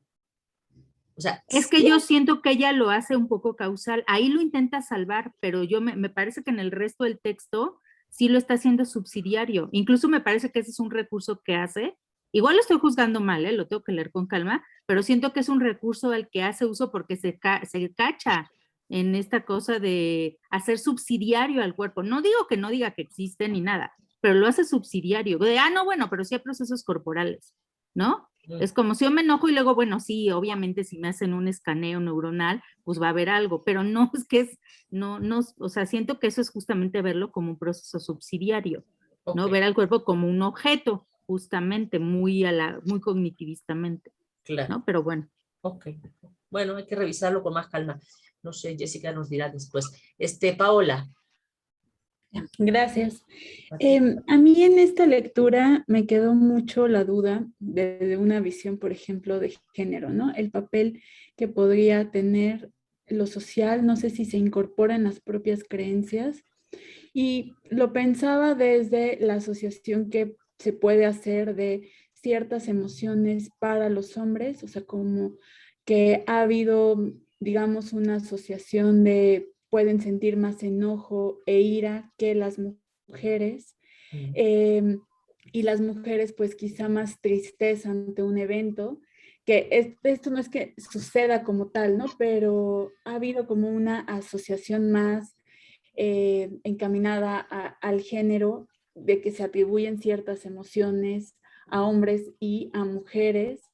Pensaba si esto se incorpora dentro de las creencias o como en qué momento se incorpora esto, ¿no? Porque pensaba, bueno, también el pensar en los cuerpos pues son atravesados por el género, ¿no? Pero también creo que las propias creencias y la manera en la que se experimentan las emociones, ahí podría estar atravesado el género, pero bueno, creo que en esta propuesta aún yo no podría ver este fundamento social, ¿no?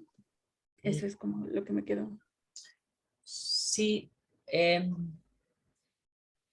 Bueno, yo lo que creo es que adjudicar que necesariamente, digamos, por su corporeidad, podría ser algo así, que los hombres experimenten ciertas emociones más cotidianamente o más intensamente que las mujeres, a mí no me convence, me parece bastante sexista. O sea, yo creo que más bien, bueno, no sé si te entendí bien, a lo mejor, Paula, es que te entendí mal. Más bien iba, por ejemplo, encaminado a cómo se ha visto a las mujeres, pensándolo desde una marcha feminista, que toman un papel que se les asocia a algo violento y es como, no, ¿cómo es posible que una mujer pueda ser violenta, agresiva, pueda sentir ira, ¿no? O sea, se les cuestiona que puedan como representar ciertas emociones, ¿no? Porque se les asocia a, digamos, a una gama limitada, igual que a los hombres, ¿no? O sea, en ese sentido, ¿cómo es que se incorpora el género en las experiencias de las emociones? Yo creo que aquí ella no está, digo, son dos niveles de tu pregunta. Una, ¿qué diría Nussbaum? Yo creo que ella no hace ningún tipo de separación entre hombres y mujeres. Ahora,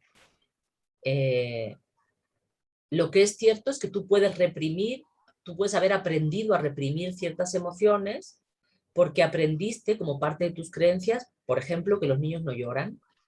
Y entonces resulta que los varones no sienten tristeza. Y en cambio sienten ira, porque sí es propio de los varones sentir ira. Y en cambio, pues las niñas no pierden el control de sus emociones, por tanto no se ponen iracundas. Porque ¿cómo es posible, no? Se le enseña a la niña desde chiquita que eso no es propio de una niña. Entonces, creo que lo que habría ahí es justamente ese vínculo entre un conjunto de creencias que te inculcan, que nos inculcan a todos y todas desde muy temprana edad, que en efecto puede hacer que reprimas emociones. O incluso que aunque teniendo la emoción tú piensas que no la tengas. O sea, digo, yo podría hablar de un montón de casos de señores, amigos y cercanos que están tristísimos, pero en realidad se ponen a gritar y a no sé qué, y están iracundos completamente, cuando en realidad más bien lo que necesitan es que les apapaches y les digas, no pasa nada, mi amor, ya está, sabemos que estás muy triste, pero pues esto ya pasará. Pero claro, como le han dicho o les han dicho que no pueden sentirse tristes, entonces se sienten enojados, que es lo que hay que sentir.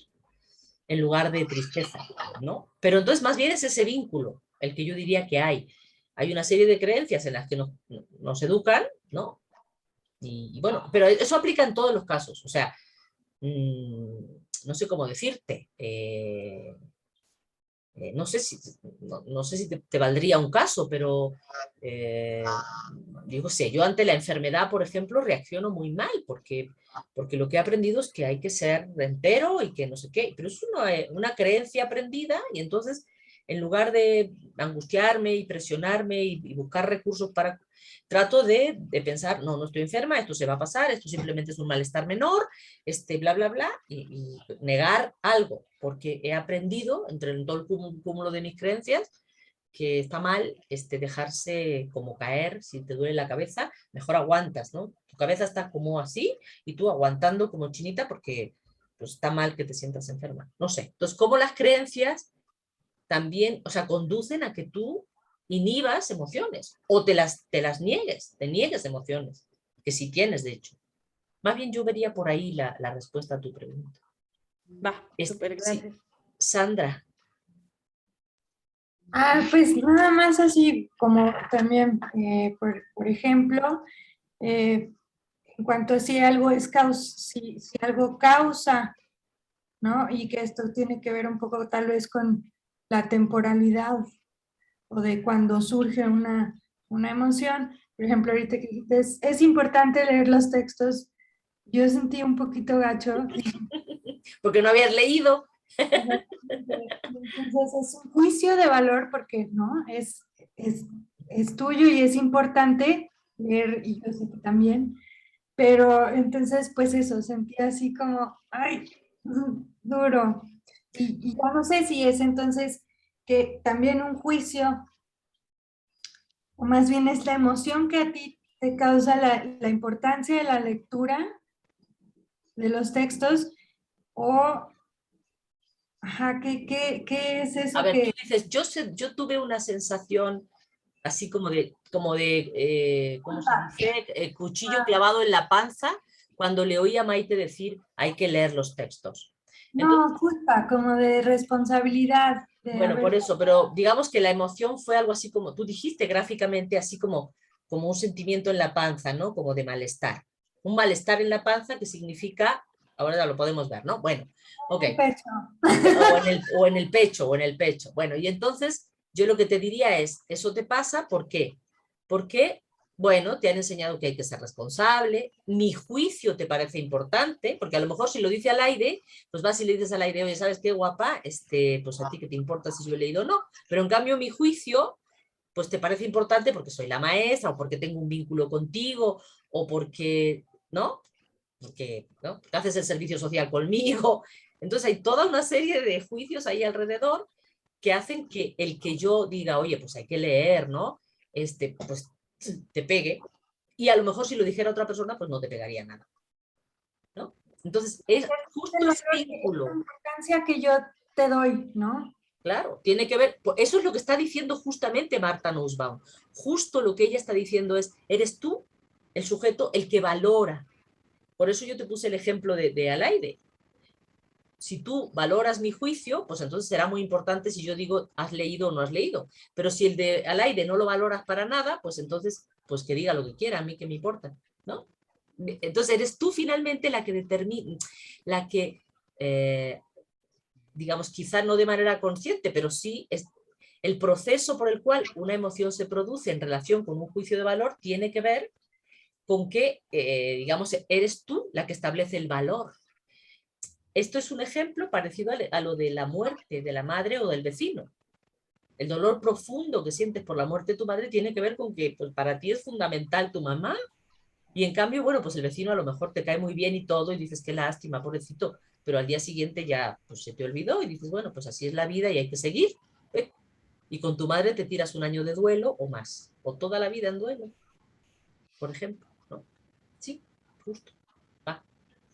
Perfecto, sirvió bien, sirvió muy bien. Bueno, ¿seguimos un poquitito? ¿O hay alguna otra ¿Seguimos? pregunta?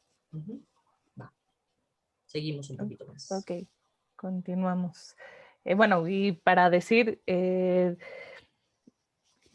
bueno, Nussbaum trata de tener, desde mi punto de vista, una noción bastante abarcadora de lo que es la emoción, pero sí coincido con Aura que sí, el cuerpo siempre está en segundo término, aunque no lo deja de ver, ¿no? O sea, sí creo que lo trata de incorporar, pero no le da una importancia súper relevante. Y en las cuestiones de género, creo que no, aquí no sé si más adelante en el texto, pero bueno, ella sí, solo para decir que sí tiene como una visión en su pensamiento integrada género, tiene varios libros como muy importantes y bueno, que en este caso específicamente no es el tema principal, pero que si le interesa a la compañera también puede ver otros libros de Nussbaum que sí habla más particularmente de esto. Y bueno, seguimos. Entonces dice, bueno, hay elementos cognitivos no necesarios en las emociones y Nussbaum va a decir que no. O sea que los elementos cognitivos en las emociones siempre serán necesarios, ¿no? Incluso cuando hay sentimientos que no necesitan una gran capacidad de asimilación o cognitivos, estará presente siempre de alguna manera el elemento cognitivo. Ahora creo que también este es muy importante para el seminario y dice, existen otros elementos cognitivos, la imaginación del objeto. Aquí ella va a decir que, bueno, que evidentemente, como hay una conexión propio de los juicios y de la imaginación en el sentido de que siempre tenemos una representación de este objeto y que esta representación es muy concreta y la distingue, en este caso, de juicios más abstractos, ¿no? Siempre habrá como una representación muy clara y ella pondrá el ejemplo de justo de la compasión, ¿no? Que yo creo que es el ejemplo más claro y más evidente. Quizá podríamos preguntarle si puede como, o qué diría en relación a otras emociones. Ella habla de la compasión y dice, bueno, esta emoción necesita claramente la imaginación, ¿no? O sea, para yo sentir cierta afinidad por la pena o por la felicidad que atraviesa una persona o en la necesidad de ponerme los zapatos de la otra persona y bueno, en esta parte de la compasión, de imaginarme todo lo que ha vivido, ponerme toda la travesía que ha tenido que hacer y todo, entonces yo necesito imaginarlo. No lo he vivido, pero pues puedo imaginarme que es una cosa penosa, que es una cosa dificultosa y que eso ayuda a tener compasión con la persona. Aquí dice que, bueno, que la imaginación es muy importante dentro de las emociones, sin embargo, no es una condición necesaria en todos los casos de las emociones, que yo creo que también lo podemos cuestionar, ¿no? Porque yo creo que la imaginación siempre se necesita en todo caso, ¿no? Y justo también en el ejemplo que ella da de la muerte de su madre, bueno, para sentir esperanza necesito imaginarme que mi mamá está viva, ¿no? Antes de llegar al hospital y que la voy a poder encontrar, o sentir pena es imaginarme que no la voy a volver a ver jamás. O sea, no está sucediendo en el acto, sino que necesito esta cuestión de poder tener esta representación que es la imaginación en mi mente, pero para Nussbaum esta parte no es constitutiva y dice, puede que no deba agregarse este rasgo a la definición de las emociones por su variabilidad y plasticidad, ¿no? O sea, dice, bueno, a veces sí la ocupamos con más, pues sí, hacemos mucho más pues la ocupamos más que en otros casos, ¿no? Pero yo creo que deberíamos preguntarle si es cierto o no, pero digamos que ella dice, bueno, no la podemos incorporar como una condición necesaria por su variabilidad y plasticidad. Sin embargo, podemos mencionar que podemos desarrollar ciertas escenas que de otra manera no podríamos tenerlas, ¿no? Entonces ella va a dar una importancia a la imaginación, pero no es no es un carácter central para las emociones, según ella. No sé si quieran decir algo respecto a esto. No, yo creo que seguimos para que nos dé tiempo, porque ya es la 1. Ok.